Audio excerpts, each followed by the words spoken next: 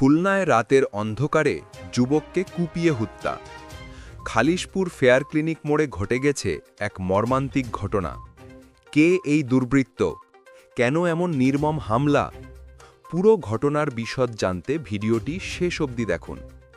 বৃহস্পতিবার রাত 9:30টার দিকে খালিশপুর এলাকা তখন অনেকটা শান্ত। ঠিক সেই সময় কয়েকজন দুর্বৃত্ত হঠাৎ করে যুবক ঈশানের ওপর হামলা চালায়। ধারালো অস্ত্র দিয়ে নির্মমভাবে কুপিয়ে গুরুতর আহত করে রাস্তার পাশে ফেলে পালিয়ে যায়।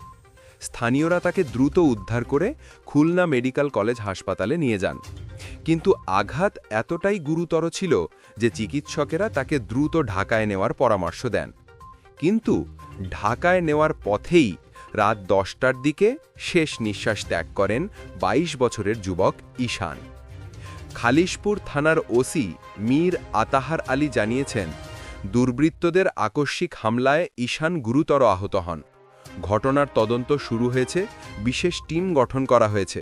খুব দ্রুতই হামলাকারীদের গ্রেফতার করা হবে। এই হত্যাকাণ্ডে পুরো এলাকায় আতঙ্ক ছড়িয়ে পড়েছে। স্থানীয়রা বলছেন, এভাবে কেউ যদি রাস্তায় হত্যা করে পালিয়ে যেতে পারে, তাহলে সাধারণ মানুষের নিরাপত্তা কোথায়? ঈশান হত্যাকাণ্ডের উদ্দেশ্য এখনও পরিষ্কার নয়, তবে পুলিশ বলছে তদন্তের সত্য বেরিয়ে আসবে। এই ঘটনার বিচার দাবি করছেন এলাকাবাসী। আপনি কি মনে করেন এমন ঘটনাগুলো কমাতে নিরাপত্তা বাড়ানো উচিত? আপনার মতামত কমেন্টে জানান। ভিডিওটি ভালো লাগলে লাইক দিন, শেয়ার করুন এবং প্রবাহ 24 চ্যানেলটি সাবস্ক্রাইব করুন সর্বশেষ নিউজ জানতে।